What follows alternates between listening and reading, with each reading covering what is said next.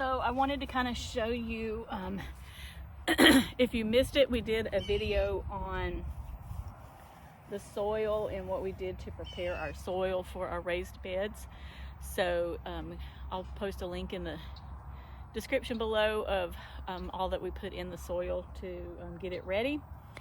But so this is what I'm doing. First of all, I just we've planted these in peat pots, so I don't really have to, can you see the roots are already coming out of the peat pots, so I don't really have to take them out of those. I'm just going to plant them directly, and I'm putting them about 16 to 18 inches apart. So let me put these out, and then I'll tell you what we're going to do with them.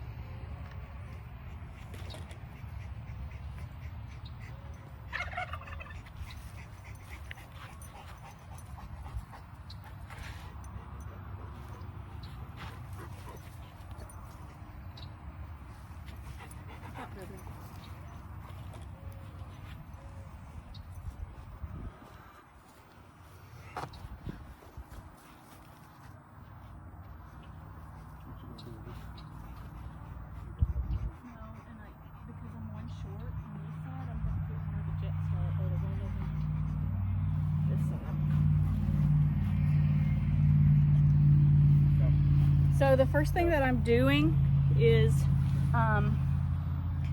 spacing them out, and then I'm gonna put a hole in here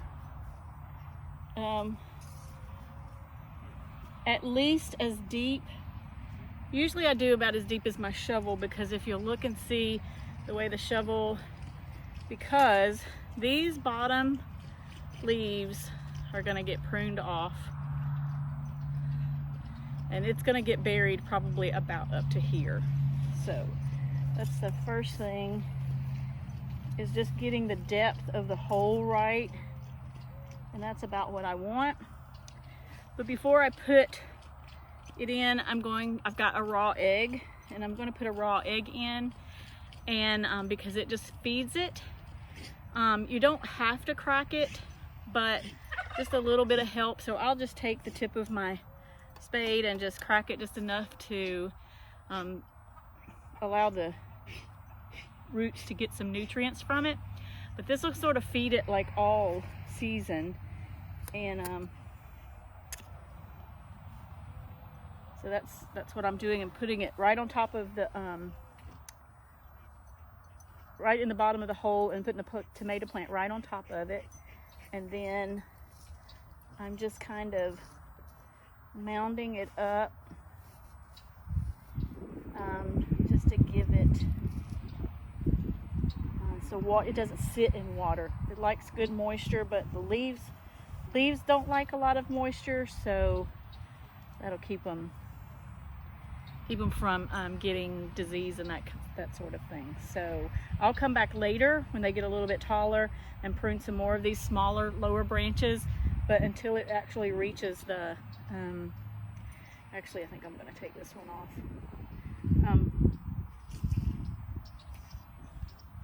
When it actually reaches this, then I'll take more lower branches off when it's able to get some support from here.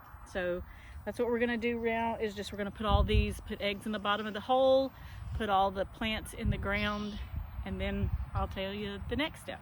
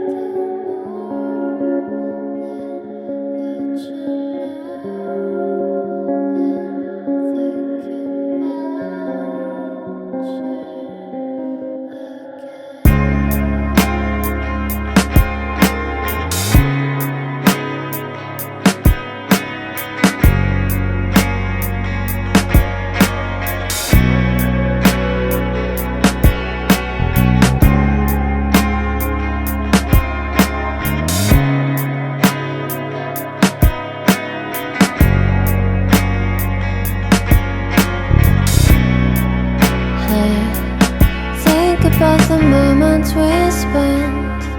I just want you to be happy. When someone tries to touch your scars, it doesn't seem to cure at all. Oh, nothing's gonna be any better. I'll love you ever and day. Let's take a walk. Please don't guarantee your joy. Nothing's wrong with crying every day. It just... So we've planted 10 beefsteaks on this side of the trellis, and then we altered this other side where we put the Roma tomatoes. So we have 10 beefsteaks, 10 Romas, and on this side we have 20 Jet Stars actually. And we just got so crazy with our seeding that we have extras. So somebody will be gifted those seeds probably. But so we've dug the hole, pruned the bottom leaves off of the plant, and put a raw egg in the bottom and cracked the shell a little bit. Put a mound around it. The next thing we're going to do is I'm actually going to plant onions on the edge of both edges of this bed. Onions are good for pest control.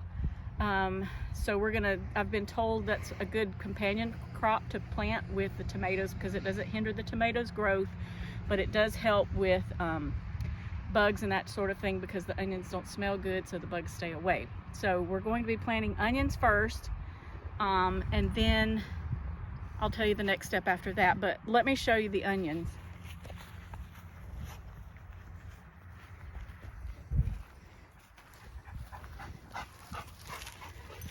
So we're planting yellow Stuttgarter onions, and these are just bulbs. So we'll be just be punching in bulbs every 3 or 4 inches, and these are real easy to plant because it's basically just push them in with your finger. And I guess the most important thing is to make sure the root side goes down and the green part goes up when you push them in. So that's the next thing we're going to do, is just push it in.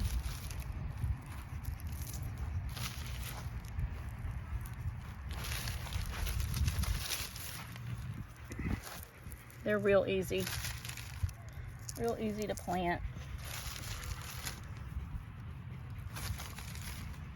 Now onions are pretty big feeders and they need lots of water. So one thing that we're going to do after we get all these planted, tomatoes need a lot of water as well. And so we're going to be, tomatoes need a lot of water, but they don't need a lot of water from above because the leaves don't do well with water, but the fruit itself needs quite a bit of water. So what we're going to do, we've put a soaker hose down here to feed it from the soil, to water it from the soil, but we've also are going to be covering all this with hay. Because we live in Florida and we're zone 9, you might even say 9B, it dries out quickly. The heat causes it to dry out quickly. So we're going to be covering all this with straw or hay after we've got it planted to hold the moisture in. Yesterday, we did the same thing, the exact same thing we're doing with this bed, with the other bed, and we checked it just a little bit earlier. Heat of the day, 80 degrees outside already, and moved a little bit of the straw back, and there was still some good moisture in that dirt just from having the straw in there. So that's what we're doing. That's the plan.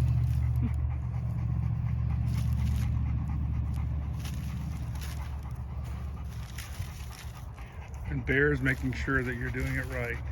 Yeah. He's supervising. Yeah. As long as he's not digging it in.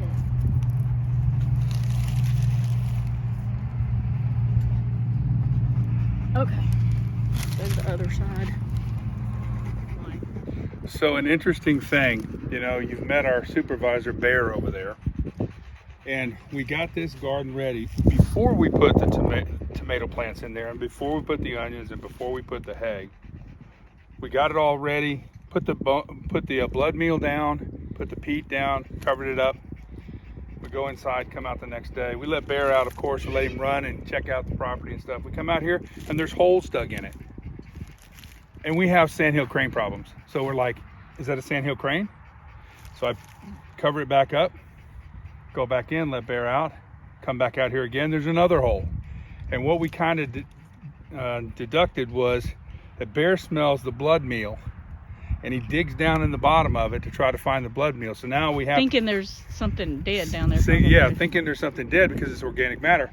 So now we had to kind of keep an eye on him so he doesn't dig up our garden beds that we work so hard to get them right. So just an FYI to everybody that's got dogs that smell really well, keep an eye on your dogs when you put blood meal down. Which I think the hay is sort of helping that as well, because it sort of masks that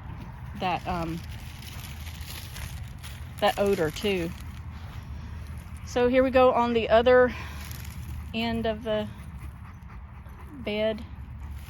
So I think all in all we'll have about a total of 40 tomato plants, which is huge for us. Last year we had 5. So we're excited. We're making a big leap this year. The 5 that we had did extremely well. We got a lot of tomatoes off of it. Until towards the end, we started getting the big hornworms. But I don't know, from what I've researched, I don't know that there's much you can do about that. It's just part of having tomato plants. But if there is, if anybody knows anything about hornworms that you could do for them, yes, please message us, let us know. In the meantime, our chickens really love the hornworms, so they delight when we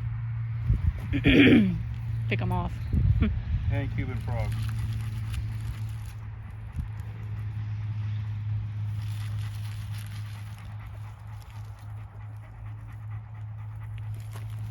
Am I doing it right, Bear? Huh, buddy? Am I doing it right? He acts like he wants to eat an onion. He's drooling.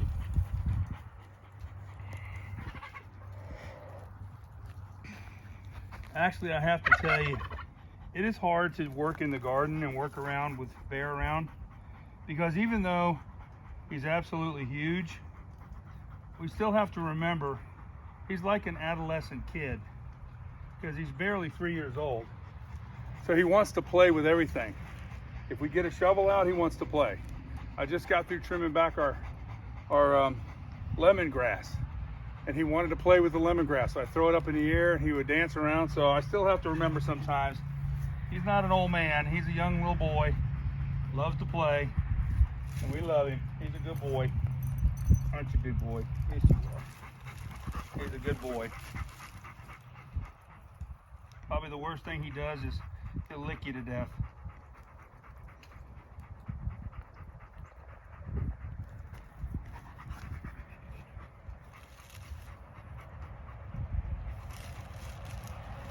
We really hope you guys stay with us through this journey.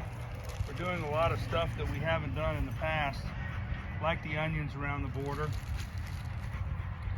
like this many tomatoes. We really would appreciate it if you just kind of stay with us and see how this all works. Yep. We were excited this morning to get up after we planted all of this bed yesterday. We got up this morning to look, and not just this morning, but all throughout the day, and the tomato plants are still looking great. We didn't have any wilted leaves. They're just look like they're thriving, so we're excited about that. I know it's kind of hard to see them with all this hay, but we're excited. So the next thing we're going to be doing is putting the hay down. We're going to have a hay down. So we've given you tomato secret number 1. is put the egg in the bottom of the hole. Tomato secret number 2 is prune off your lower branches, your lower leaves of your tomato plant to make sure that they get a good root hold in the ground. So here's tomato secret number 3. Is that all the secrets you got is 3? I guess a bonus secret is groundwater it instead of water from above. That's number 4. That's your bonus secret. Oh, and then my double bonus secret is when they grow tomatoes, you eat them. Oh, okay.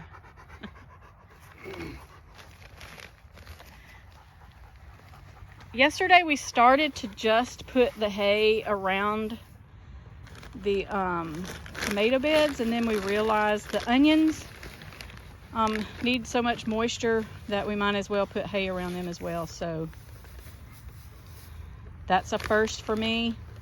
I'm not a experienced onion grower, so if you've ever grown onions, I'd love to hear your feedback on that, if you've used hay or straw for your onion beds. Like I said, we're in Florida in zone 9. I was going to say, it's just so hard in Florida. You can water. You can't water during the day because it'll burn the plants. You can't you water them at night. They stay moist and they get fungus. So it's really hard in Florida. We've tried, this is not the first time we've tried things like this. So we're excited about the hay to see if it really works. Plus it breaks down, gives you more compost. We're gonna see, we're kind of excited about it.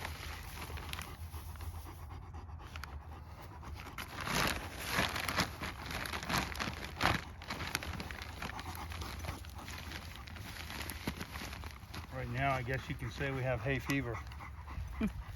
You're just full of jokes today, aren't you? It's Friday. I don't have to work except in the garden.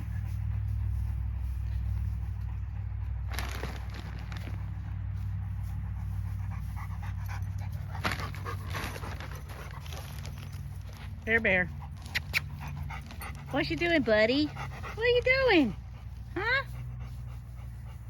Bear is our Rottweiler / Newfoundland. That's why he's bigger than the average Rottweiler, and that's why his hair is so long. But he's a good dog. Watch this.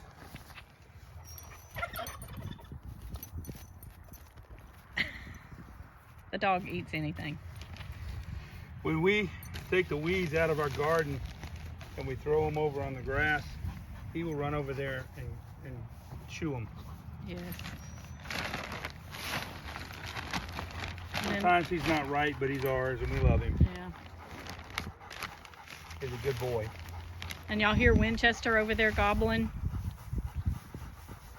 Winchester's been feeling his oats today.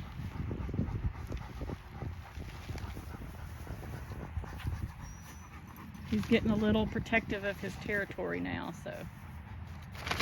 Mr. Homestead's about the only one that can go in there and he doesn't mess with me. He just shows me his tail. And we keep thinking we've got a little hen about ready to come in there with him soon, so he's gonna really get protective when she goes in there, but that's okay. We're hoping one day we get little baby Winchesters and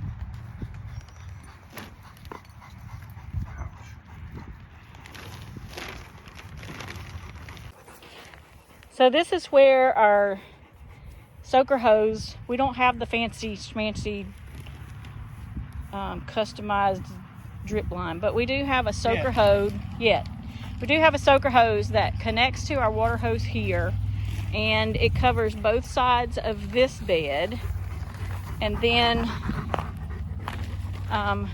here between the two beds we connected a leader hose, so it soaks this bed, comes through here, and then we've got both sides covered on this bed as well. So we're able to, and when you're watering during the day, I mean watering in the ground like this, you can,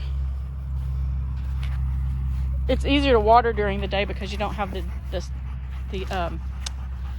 threat of burning it like you do when you water overhead. So I'm thinking our routine may be to water these like morning time, and then water the rest of the garden in the evening time with the overhead sprinkler. So it's gonna be, we'll see. When we talk about it burning, today has been a normal day, I guess, in Florida. A little bit different because there's not a cloud in the sky.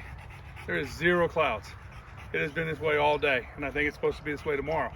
So while there's a breeze, if you water them, those water droplets wind up being like magnifying glass, and it'll burn them in Florida really bad, and then it dries out the ground. It's just really bad to do it during the day, and it's also really bad to always water them at night because they'll sit there overnight and be wet, and they get fungus. So while Florida is a beautiful place to be, it has its challenges. It does, but we have I was looking in the almanac the other day, and our growing season is like 300 days out of the year. So there's only like 2 months out of the year, which I don't even know if we got that this year. Like, I don't even know if we had a part of the year that we couldn't grow anything. Maybe a couple of days. So, all right, there you go. We have got it done. We will turn the soaker hose on and give these guys a good start. Hey, so thanks for watching us. Be sure to like and subscribe to our channel. And as always, do your best and let God do the rest. Bye-bye. God bless.